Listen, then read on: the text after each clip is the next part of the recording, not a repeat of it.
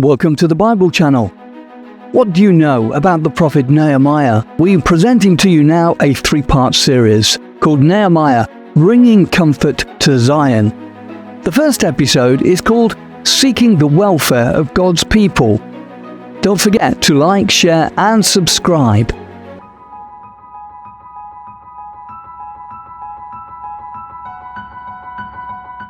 Nehemiah, bringing comfort to Zion. Now, I think we're all aware that the Babylonians destroyed Jerusalem in 586 BCE. The temple was leveled to the ground, the gates of the city were burned with fire, and the walls were broken down. And we know that Jerusalem was to lie desolate for 70 years, do we not? 70 years of silence in the city of Jerusalem. She became the city that Lamentations describes so vividly, the city that lies solitary, Lamentations 1 says, weeping in the night, with none to comfort her. But of course, the destiny of the city of Jerusalem was not to end there. She would not disappear into history without trace, because this is the place that God has chosen to set his name there, in the city of Jerusalem. God's purpose with this city was still alive. The moment that Jerusalem lay desolate and lonely is the very same moment that Isaiah foresaw, under inspiration, of course, and picked up his pen to write about so many years before. This was his message to the lonely city of Jerusalem, here in Isaiah chapter 40. The words we know well, right, from the Messiah. Comfort ye, my people, saith your God. Speak to the heart of Jerusalem, and cry unto her, that her warfare is accomplished, and that her iniquity is pardoned, for she hath received double of Yahweh's hand. She hath received of Yahweh's hand double for all her sins. As you look at the broken walls of Jerusalem, as it were, the empty streets, the burned down gates, you realize that Jerusalem has received double for all of her sins. Her warfare, or really it's her time of servitude, was accomplished. It was over. But how would Jerusalem be comforted? How would God bring about the consolation of Zion? And we actually we sung about it in the first hymn. It makes the connection, but there's a parallel prophecy, of course, a bit later on in Isaiah. It tells us precisely how God would comfort Zion. It's probably not clearest on the screen there, but we'll read it. It says, it uses the same phrase, the same Hebrew word, for Yahweh shall comfort Zion. He'll comfort all her waste places. How? Therefore, the redeemed of Yahweh shall return and come with singing to Zion. The comforting of Zion is about the children of Jerusalem coming home. Fundamentally, that's what it means to comfort Zion. Bring the children home. Zion is pictured, particularly in the prophecy of Isaiah, as a bereaved, mothering figure of the nation who's lost her children. She's like the ultimate mother in Israel. This is why Paul calls her Jerusalem, the mother of us all, in Galatians chapter 4. The comforting of Zion, the consolation of Zion, was about the return of her children. Now, the Hebrew word for comfort is there on the screen. It's the word nacham, and it's nachamu here in Isaiah 40. I've heard people suggest before that you can actually sing the Messiah part of this with the Hebrew instead, but I've never heard it done, but maybe someone should try. And of course, this word nacham is the same as the name Nehemiah himself, Nehemiah, same word. It comes from the same root. The life of Nehemiah is about a true child of Zion who came to bring comfort to his mother city. He was one of the children who returned to wipe away the tears, to bring an end to the years of desolation, and to fulfill all of the prophecies that were made about this beautiful city. Nehemiah gives everything to build the walls of Jerusalem. He is the consolation of Zion. Isaiah prophesied that the exiles would return, and ultimately, of course, Isaiah 40 is a kingdom prophecy about the consolation of Zion in the future when her children will return again. But it's not, obviously it has a partial application. Its first major fulfillment is in the time of Ezra and Nehemiah, when the exiles return home. And so it's no surprise, of course, as we know, to find the same terms used about the Lord Jesus Christ himself. In Luke chapter 2, what is it that Simeon calls the baby Jesus? He calls him, he's waiting for the consolation of Israel. The same idea as Isaiah chapter 40. In Luke 2 and verse 25, we're going to find Nehemiah to be a type of the greater consolation that would be brought for God's people. He will lead his people out of a spiritual exile of sin and death and restore them to newness of life. And in the future, the Lord Jesus Christ will act as a rallying point to which the Jewish people will return to in the city of Jerusalem. He will orchestrate the events of the second Exodus, as it were, when the Jews that are still dispersed will make their journey or their aliyah back home, back to Mount Zion. So before looking at the text itself in Nehemiah, let's remind ourselves of what's going on in the life and the times of Nehemiah. And we probably know that there were three main waves of exile that returned in this time. So the first wave took place under Zerubbabel in the days of Cyrus. And actually the first part of Ezra 1-6, is about this return, not Ezra himself. They laid the foundation and they finally built the temple. But the momentum of this return dies away and no more building takes place. And they're forbidden from building eventually by the king of Persia. And then 58 years later, quite a long time afterwards, quite a long time after Zerubbabel, Ezra comes onto the scene. He leads an aliyah, or a return to the land, described in Ezra chapter 7 onwards. And he focuses on the rebuilding of the community and spends his time teaching the word of God to the people. He should be thought of really as the spiritual leader of this period of time, right? The time of the return of the exiles. And then, of course, the third return, 13 years later, takes place under Nehemiah, when he returns to Jerusalem with the permission and materials from the king to rebuild the walls of the city. And it's him who inspires the people to work and rebuild the walls in record time. And interestingly, there are parallels between all three waves of return. There's a very similar storyline, if you like, to all three waves. There are clear parallels. They all begin with permission from a Persian monarch. These are times when they're living under a greater empire. The people make their journey back to the land. They face fierce opposition from the inhabitants of the land. And then we find that the building works have kind of varying levels of success along the way as well. But let's open then Nehemiah chapter 1 and begin here, where Nehemiah receives the report from Hanani.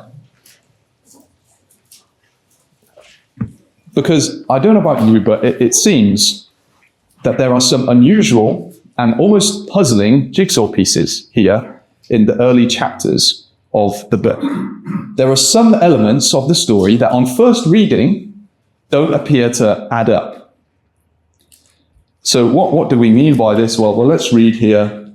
Firstly, verse 3. We're going to jump into the context. We don't have time to look at everything, but let's read verse 3. Hanani and the delegation from Judah, so he comes with a group of people. It's called Nehemiah's brother. He comes, and this is the news that Nehemiah is given here in chapter 1 and verse 3. They said unto me, he asked about the captivity, and they said, the remnant that are left of the captivity are there in the province, are in great affliction and reproach. The wall of Jerusalem also is broken down, and the gates thereof are burned with fire. This is the report from Hanani. And then in verse 4, we read the response that Nehemiah has to this report. And it came to pass, when I heard these words, that I sat down and wept and mourned certain days and fasted and prayed before the God of heaven. The news causes Nehemiah the kind of grief that would come with losing a loved one.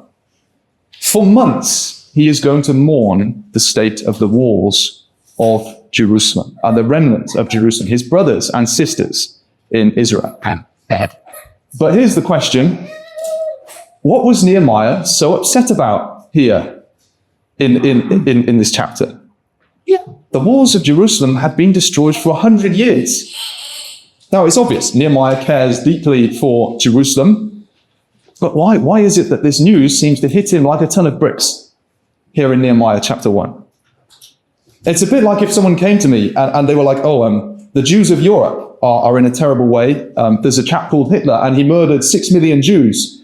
Now, obviously, the memory of the Holocaust is appalling, particularly for those who love the Jewish people. But That's not news that we would be surprised at 80 years later. Nebuchadnezzar's destruction of the wall was longer ago for Nehemiah than the Holocaust is for us. What's Nehemiah so upset about here in chapter 1? But let's think for a moment about the depths of Nehemiah's mourning and grief here, because we know just how much pain he was feeling, because the text is inspired to show us in the language that is used, because it's a beautiful thing that the text draws on the intense language of mourning in the book of Lamentations. Right now, I don't know if you can see all these on the screen. It's a bit small, but for instance, in verse 3, we read about the great affliction and reproach for the people of God there in Jerusalem. And this is exactly the words that are used in Lamentations about Jerusalem and the people. The people say, "Consider and behold our reproach." And then he talks about the walls of Jerusalem in verse 3 and the gates and it being burned with fire. This is the report that's given. And yet all of those terms, again, the same Hebrew words, we'll find them in the book of Lamentations as well. It talks about God having purpose to destroy the walls of Zion. It talks about her gates having sunk into the ground. God kindled a fire in Zion, and it hath devoured the foundations thereof. So the report uses the terms of Lamentations, but that's not the interesting bit. The interesting bit is that Nehemiah's response mirrors that of the city of Jerusalem herself. So look in verse 4, what does Nehemiah do? I sat down and wept and mourned 7 days. What does that sound? I sat down and wept. How doth the city sit solitary, says Lamentations. She weepeth sore in the night. Nehemiah is acting out the city of Jerusalem, as it were. He becomes the same picture of one of Jerusalem's children mourning here for the city. Lamentations says it kind of makes this encouraging call to the people to let us lift up our heart with our hands unto God in the heavens. And of course, this is exactly what Nehemiah does here in Nehemiah chapter 1 with his prayer. He mourns and he prays before God in heaven. He lifts up his hands and his heart to God in heaven. And he confesses the sins of the nation collectively. And of course, we think of Jerusalem personified in Lamentation. And Jerusalem says, she cries out to God, I have rebelled against his commandment. Jerusalem confesses her own sin in the book of Lamentation. Nehemiah is a worked example of Lamentations. Nehemiah lives the spirit of Lamentations. And we'll give in more detail about his mourning as well, because in his prayer, he tells us something. He says, in verse 6, he says to God, that thou mayest hear the prayer of thy servant, which I prayed before thee now, day and night. Nehemiah is praying this prayer. He's so affected by the cause of Jerusalem that he's praying this prayer day and night, he says. Now, what about this phrase day and night? Where does this come from? Well, we find this all over Scripture. And in fact, it seems that the prophetic basis for the idea seems to come from Isaiah 62, the watchman on the walls of Jerusalem. You'll know the verse. What do we know about the watchmen on the walls of Jerusalem? I've set watchmen on thy walls, O Jerusalem, which shall never hold their peace, day nor night. There's our phrase. Ye that make mention of Yahweh, that pray, keep not silence. This is Nehemiah. He's a watchman on the walls of Jerusalem. And we find a whole bunch of people who are described in these terms. Esther fasts, and she doesn't eat, day nor night, it says, Esther chapter 4, before she goes in to see the king. She is a watchman or a watchwoman on Zion. She's pleading that God wouldn't bring an end to the Jewish people in Persia. Luke chapter 2, we've been there already slightly with Simeon, but Anna is the same. She doesn't depart from the temple. She serves God with fasting and prayers night and day. There's the spirit of the watchman. Christ's parable of the unjust judge, the widow that calls, that she prays to God, she cries to God to avenge his own elect. What do they do? And she cries to him day and night, though he bear long with them. She was a watchwoman on the walls of Jerusalem. She was a guard set on Jerusalem's walls, just as Nehemiah was. It's the same phrase, the same spirit, the same idea. This is the feeling that Jerusalem has, that Nehemiah has for Jerusalem. And it's the same for the widow indeed in 1 Timothy 5. Actually, 3 of the examples here are women, sisters in Christ.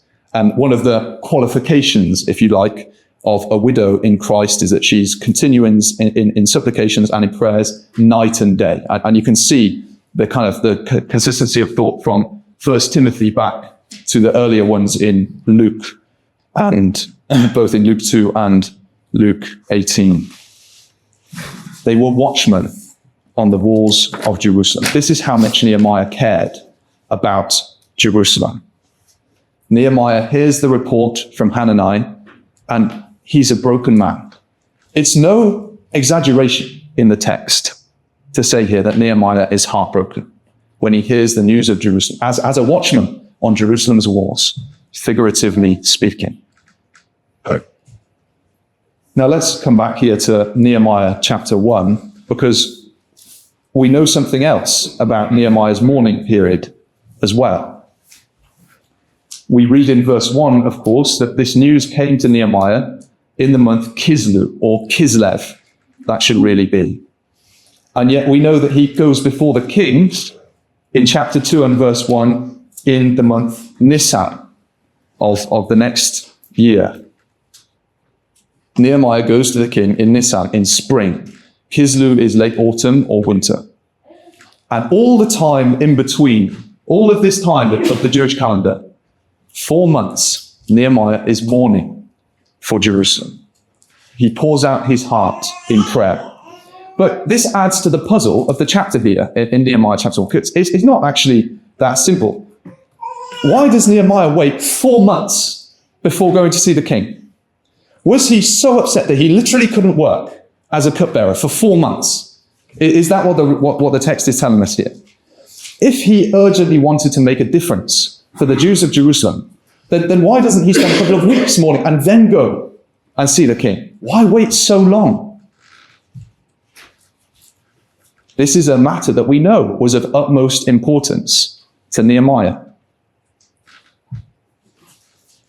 Now let's skip forward now into chapter 2.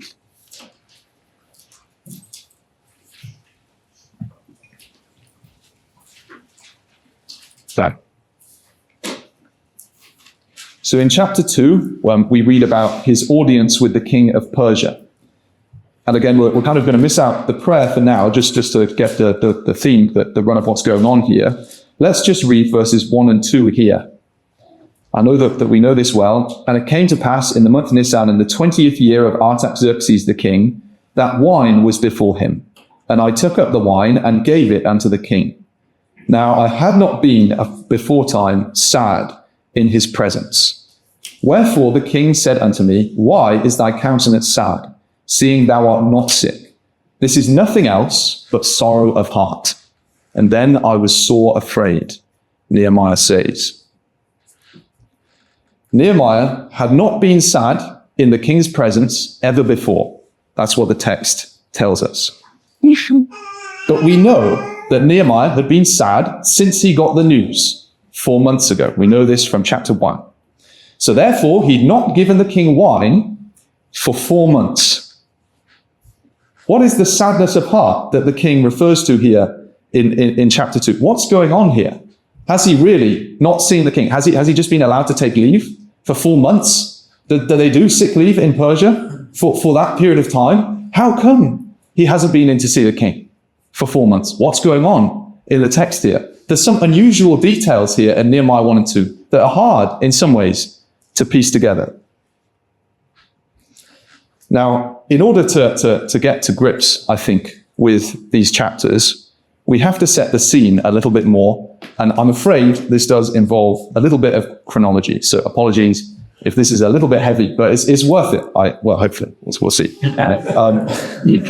So we said before that there are 3 waves, Zerubbabel and then Ezra and then Nehemiah, right?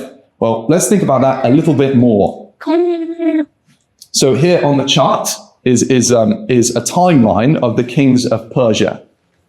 So Cyrus decrees that the Jews can return and rebuild the temple. This is under Zerubbabel, and this is in Ezra chapter 1. And we know that the foundation of the temple is laid in the time of Cyrus and Cambyses, particularly Cyrus, right? And then the opposition leads to the stopping of the building work at this time. And this is what happens in the first wave when the exiles return. But the second year of Darius is when Haggai and Zechariah get going. They prophesy and stir up the people. And then Darius confirms the previous decree of Cyrus, and this allows the temple to be finished. And bear in mind that this is quite a long period of time, right? But this is still the first wave of captivity. This is before Ezra and Nehemiah return. The temple was finished, and we read about the temple being finished in Ezra chapter 6. That's in Darius's reign. The next king is this king Ahasuerus or Xerxes. He is the king of the book of Esther, and he's mentioned only once in Ezra chapter 4. There's one letter of opposition that was written to this king. But we're still in the time period of the first wave. And this is the important bit. The second and third wave of Ezra and Nehemiah takes place in the reign of one particular king, King Artaxerxes. And this is the king that we're going to think about a little bit more. Artaxerxes is the name to remember. He is the only king in scripture that's called Artaxerxes. So whenever you read that name, we're referring to this person, this king, Artaxerxes. Ezra goes back in the 7th year of this king's reign, and Nehemiah goes back in the 20th year of this king's reign. And there's 13 years in between. Now, Artaxerxes was the king that Ezra knew, and he's the king that Nehemiah served as a cupbearer. They both would have had personal relations with this king. But just imagine for a second how Nehemiah would have felt when Ezra went back to the land. These great men of faith would have known that the 70 years had come to an end. In fact, come to an end quite a long time ago by this point. They would know that the redemption of the land had come or was coming, should be coming. They probably look back at the decree of Cyrus, a little bit like we might look back at 1917 or 1967 or something like that. So this amazing date, this when Bible prophecy was fulfilled, when the decree of Cyrus went forth, and you can almost see Ezra's excitement, when he writes, obviously he's inspired to write in the first bit of Ezra, that this decree, and all the Jews go home there in Ezra chapter 1. Nehemiah's hopes for his people would have gone with Ezra as he made his journey to the land. Perhaps now, under Ezra, the work of Zerubbabel would finally be complete. But let's remind ourselves of Ezra's return to the land, because this is important. And we're going to turn up a few passages, 2 passages in Ezra. So the first one is Ezra chapter 7. And we need both of these passages to piece this together.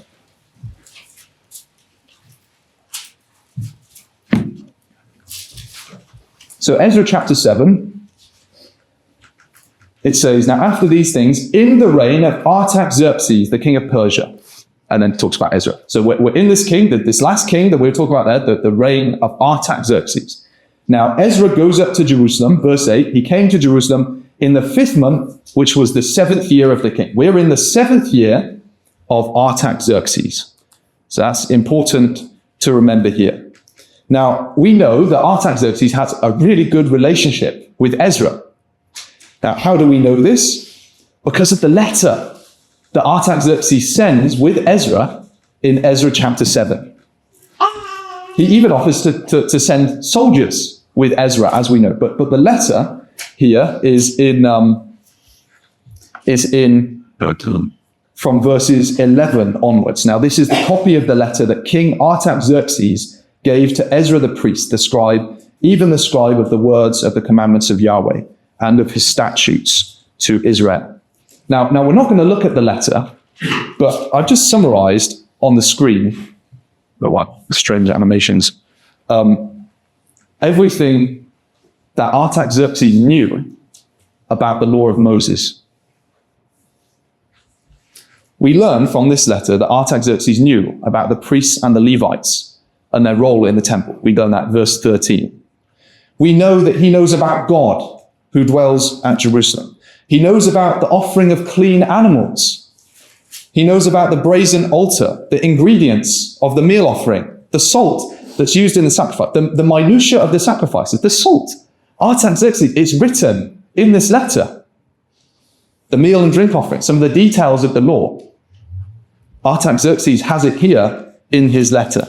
He talks about the Nethinim and the porters and the ministers and the singers. He talks about the law of God that's in the hand of Ezra the priest. Now, we don't have time to look at it, but this is some letter written here. And it makes you think of some of the kings in the time of Daniel. You know, like when Nebuchadnezzar says with Shadrach, Meshach, and Abednego, he kind of makes this public pronouncement about the God of the Jews. These people understood some things about the Jewish religion. They knew things.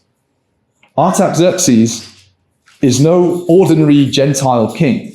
This is a special man. He's a special king in some ways. He's quite the king. It's perfectly reasonable to assume, and we don't know, but to assume that he might have been a close friend, or at least knew of quite well Ezra here.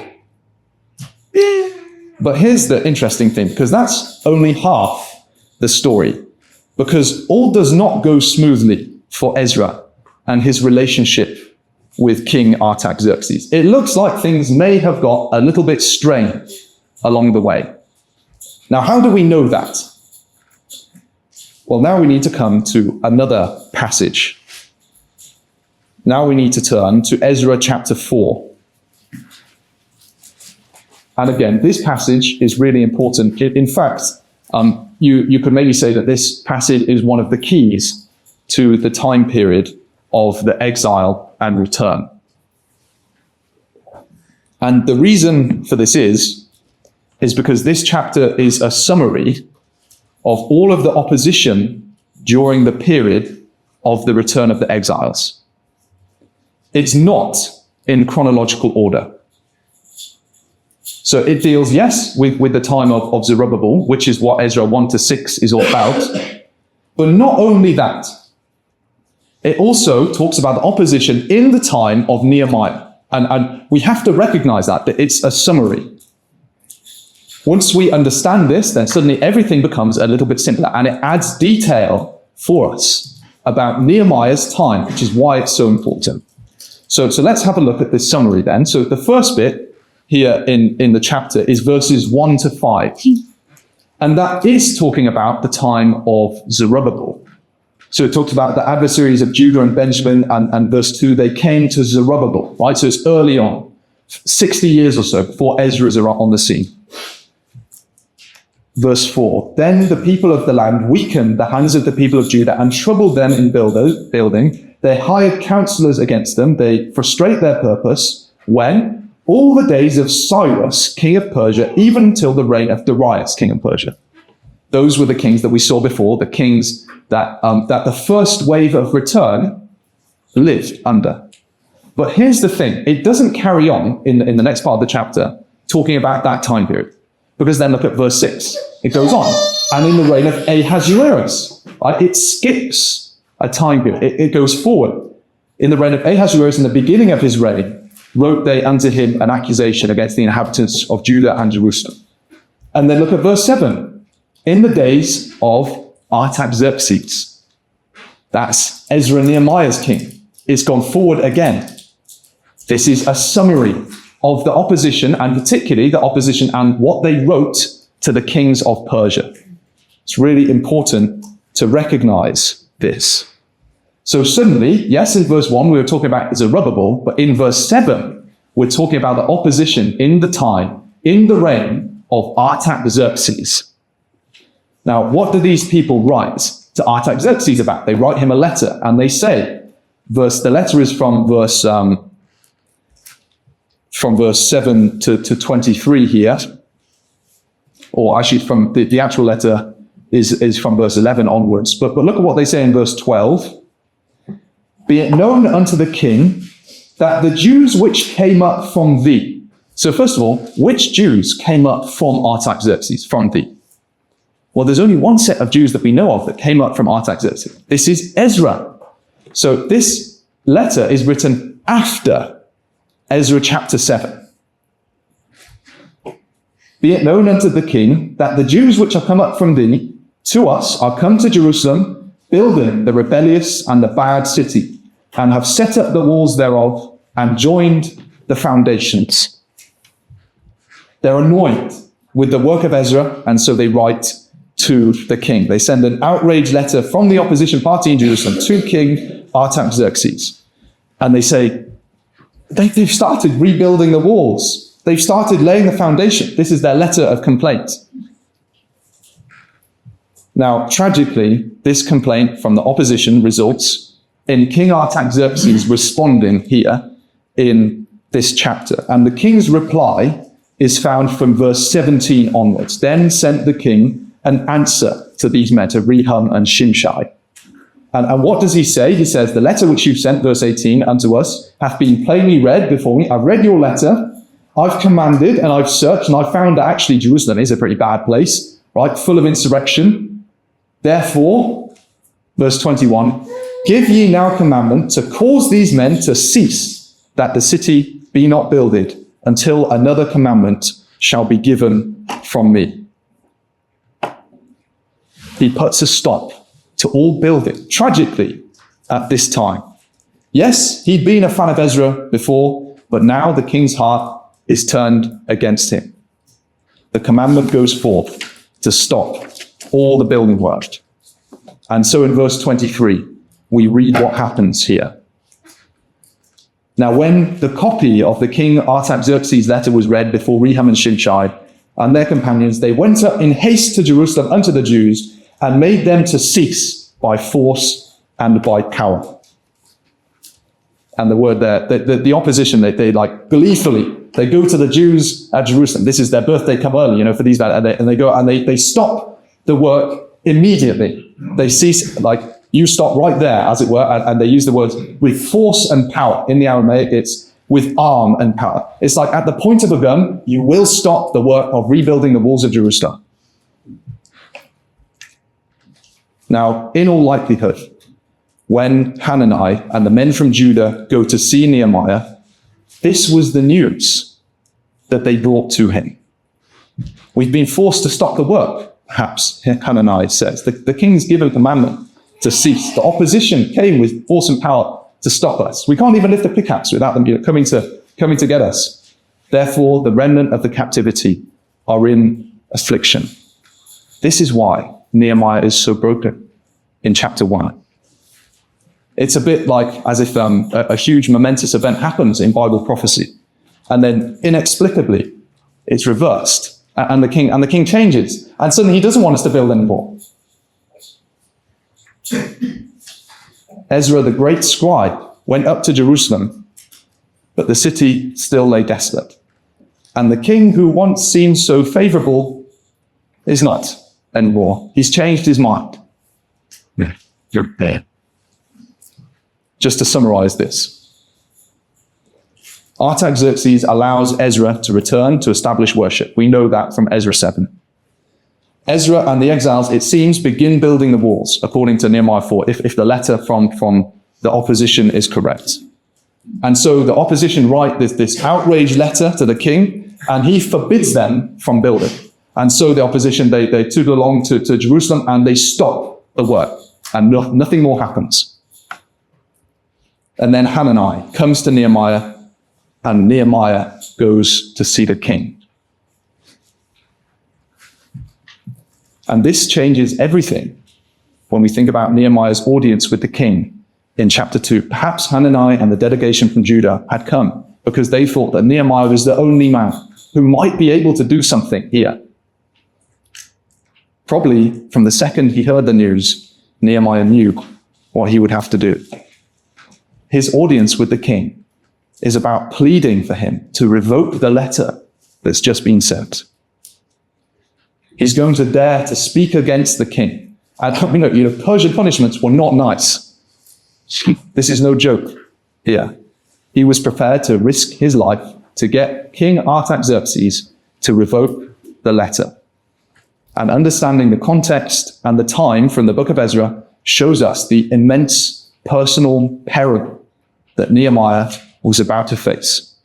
He thought probably for the whole of those 4 months that he was mourning, that he was going to die. That his last act would be a final, unsuccessful, last-ditch attempt to get the king to change his mind. It's no wonder that in chapter 2, right, when he goes to see the king, there's this phrase in chapter 2 at the end of verse 2 in Ezra. It says, he was sore afraid. Obviously, he was sore afraid. He's about to second-guess the letter that the king has just sent. Yes, he would be scared. This was a man of immense faith and courage and brazenness as well when he goes to see the king.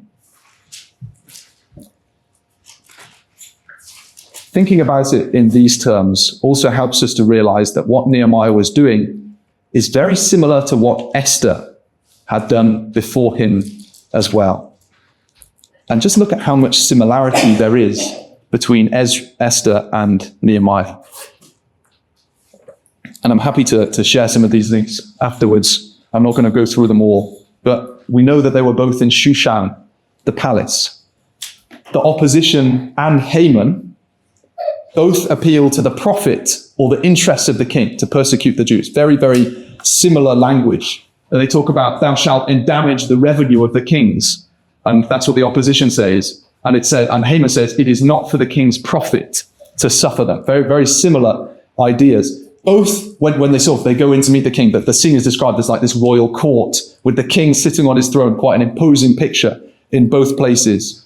They both use the language of request. Nehemiah says, the king says, for what dost thou make request? And the king in Esther says, what wilt thou, Queen Esther? What is thy request? Very, very similar language. And Nehemiah says, if it please the king, if thy servant hath found favor. And Esther says, if I have found favor, if it please the king. The exact same words are used between the two. There's some other links as well. They both fast and pray. Nehemiah for 4 months, Esther and her whoever was with her and outside the walls as well prayed for 3 days. And then also it's lovely as well that Nehemiah, we're told, and we'll look at this phrase in a little bit, it says that Nehemiah came to seek the welfare of the children of Israel. And the word for welfare is the good. He came to seek the good of the children of Israel. And you know that phrase, or a similar phrase, is used about Mordecai, the Jew. He came seeking the wealth, that is the good, same Hebrew word. He came seeking the good of his people. Both Mordecai and Nehemiah are the same. We have to connect Esther and her audience with the king with Nehemiah and his audience with the king. They're very, very similar. And perhaps Hanani had came with the very same message that had been delivered to Esther. Maybe you've been put in this position for such a time as this to change the king's mind. He was uniquely placed to approach the king. But the question still remains, why does he wait 4 whole months before going to see the king? We've just demonstrated just how urgent this was and how much he cared. Why wait 4 months? Now, it has been suggested that maybe he was so overcome with grief that it took time to recover, and it is possible. It's also true that Nisan was the month of Passover and deliverance, and maybe he saw the significance of that. Again, possible. But I think there's another and perhaps more compelling reason as well. It's well known in Persian history that the kings of Persia rotated their royal courts on a seasonal basis. It's kind of one of the oddities of the Persian Empire. So the king of Persia would spend autumn and winter in Babylon, and then he would spend spring here in Shushan the palace, and summer in another place called Ecbatana. And this is one encyclopedia who writes about it. The king and his imperial court moved from one city to the next, depending on the season. Autumn and winter were spent in Babylon, spring in Susa, summer in Ecbatana, but the great national holidays were celebrated at Persepolis. And this is quite easy to find. All you do is just Google it. Here are a few examples. Again, one place on Google says the Persian king and his court seem not to have remained in one centralized capital. Instead, they move periodically between a few different places. Nehemiah spent the whole winter praying and fasting and mourning for Jerusalem. Perhaps it's possible that he was waiting for the king to return to Shushan the palace. The king had been in Babylon over the winter, presumably. This is where the Persian kings spent their winters. And then in spring, when Nisan comes, the Persian king returns to Shushan the palace, where Nehemiah the cupbearer was based. This is why he goes 4 months without seeing the king, perhaps. It's certainly possible. He'd been away from the palace for months, the king, that is. And when he does return to Shushan the palace in Nisan, in springtime, Nehemiah begins serving the wine once more. And perhaps this also explains Nehemiah's, or the king's surprise when he sees Nehemiah again. He's been in a different palace for months at end with the moving court of Persia. Now, what happens when you sleep badly? And we know that Nehemiah slept badly because he was praying day and night, right? We saw that phrase before in chapter 1. He was fasting and weeping and mourning for months on end. Nehemiah, almost certainly, he would have lost weight. He would have looked shattered. He would have been a broken man. And then the king returns to Shushan, and Nehemiah starts serving the wine again, and the king is shocked at the appearance of Nehemiah. It makes sense. Nehemiah had been overcome with grief. Why? Because of the letter that this very king had written to those in Jerusalem. We should be in absolute awe of Nehemiah's faith. When did we last risk our lives for the gospel? Do we even show a tiny portion of the care that Nehemiah showed for the things of the truth, for the hope of Israel, for our brothers and sisters? This is a man of immense faith and courage. This man, Nehemiah. And when the king comments on his appearance here in chapter 2, Nehemiah's life probably hangs in the balance of the words that he will say next. And we read it here in verse 2. He was sore afraid and said unto the king, Let not the king live forever.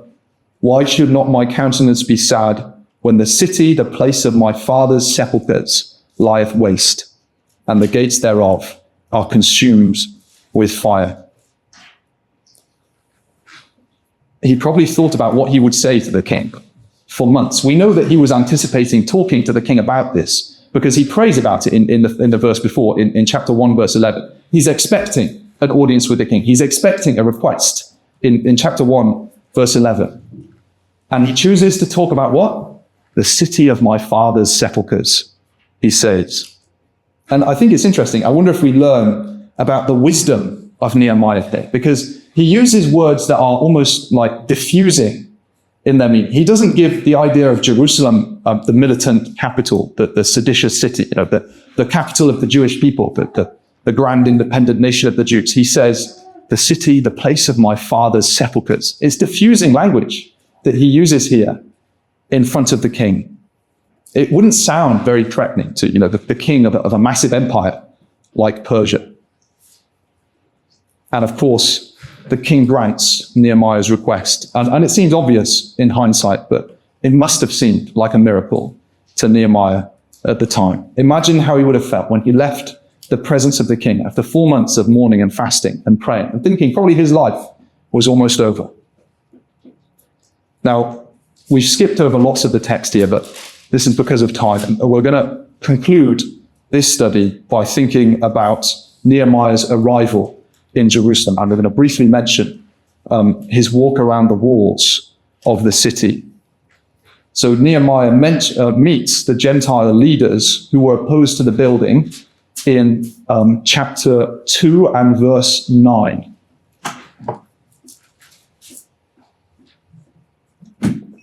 It says, Then I came to the governors beyond the river and gave them the king's letters.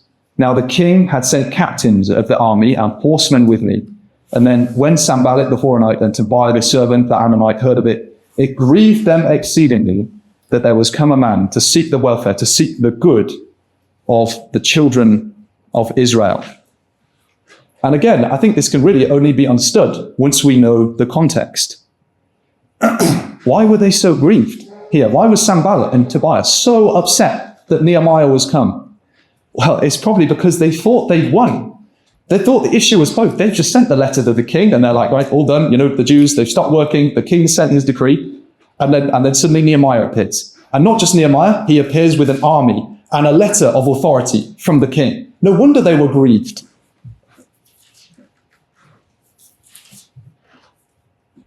Nehemiah is coming to seek the welfare of the people of God. And it looks like at this point it's a secret that he's going to rebuild the walls. He doesn't seem to tell them. And I don't think he tells anyone at this point. But nonetheless, whatever Nehemiah came from, it can't be good from Sanballat's point of view. And so we read from verse 12 to 16 here about Nehemiah's secret survey of the walls of Jerusalem. So in verse 13, Nehemiah goes out by the valley gate. So here's a picture of Jerusalem. I'm not sure how clear it is. And we're going to look at this in a little bit more detail later. But he comes out here on the western side of the city, and he walks anti-clockwise down the city, past the pool of Siloam and up this side. And then he goes around the bottom of the city of David down there, and then starts walking back the other side. And when he comes to the king's pool, we read about, I think it's in verse 14, we learn he no longer has access to the walls. So what he does is, he gets some distance from the city wall. He goes down into the Kidron Valley and surveys the wall from a distance. And we read that in verse 14 and 15. And then after this, it's actually hard to know from the text. It says he returned. We don't know if he returned by completing the circuit around the top or returned by retracing his steps back to the valley gate. But this is what he does here in Nehemiah chapter 2. And perhaps this psalm comes to his mind, and it definitely, it relates to this type of thing. Oh, that's in the wrong order. Okay, we'll turn it up. Psalm 48. You know the words well anyway.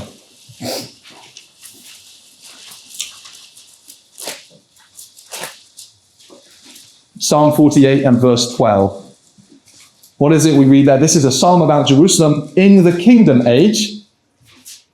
Walk about Zion and go round about her. Tell her towers, mark ye well her bulwarks. That word in the Hebrew is set your heart upon her bulwarks, consider her palaces. Tell it to the generation following, for this God is our God, even forever and ever. He will be our guide unto death. This psalm is describing the beauty of Jerusalem in the kingdom age, in the day of Mount Zion's rejoicing. It's kind of timeless. It's Jerusalem all the time, but particularly in the time of Jerusalem's glories. And we learned that from earlier in the psalm. And commentators suggested before that in verse 13, it's like the sight of Jerusalem on the hills and her towers would be so awe-inspiring that you automatically want to tell it to the generation following. And of course, it's kind of like Nehemiah is the depressing version of the same thing. Because Nehemiah walks around the city walls, but it's not to tell the towers for their might. He's counting the towers and which ones are broken down and how badly broken down they were. It's the depressing version of Psalm 48. Just think what Jerusalem would look like. He would see the almost legendary walls of Jerusalem, the city of his forefathers, the place that David once ruled as king, probably a city that he never visited before. And he would see the devastation and the destruction. He would see the burn marks on the wall, the piles of rubble, the broken down towers.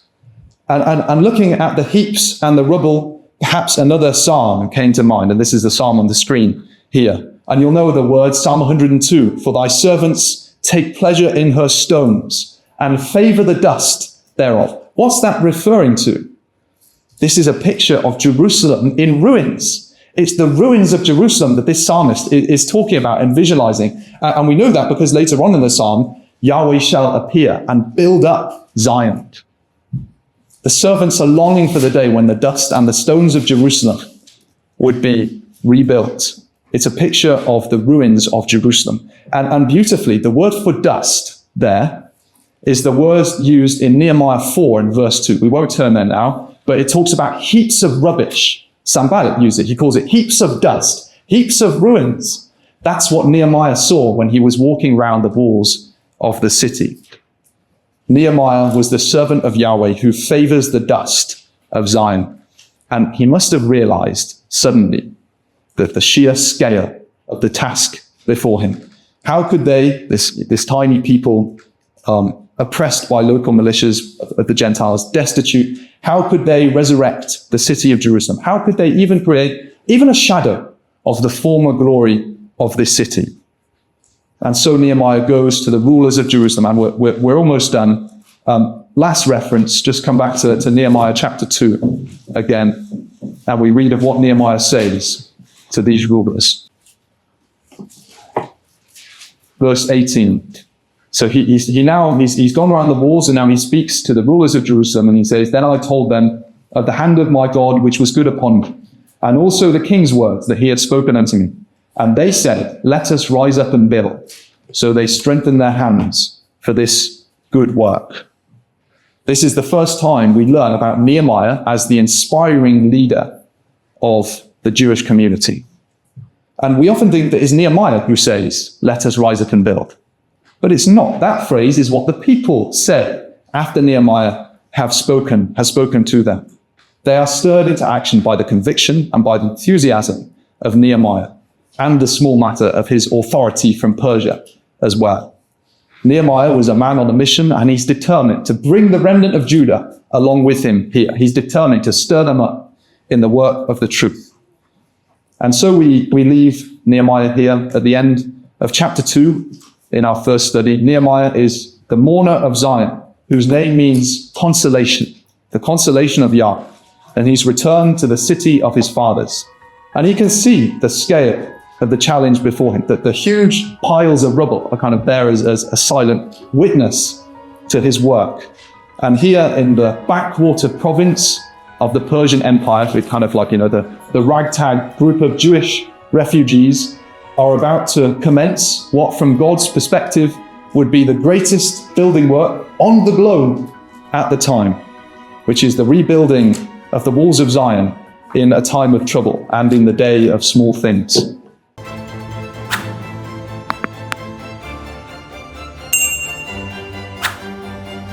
Comment below and let us know what you thought. Make sure to subscribe and turn on notifications so you never miss a new upload. Please share it and spread the word. Thanks for watching, and remember to come back soon.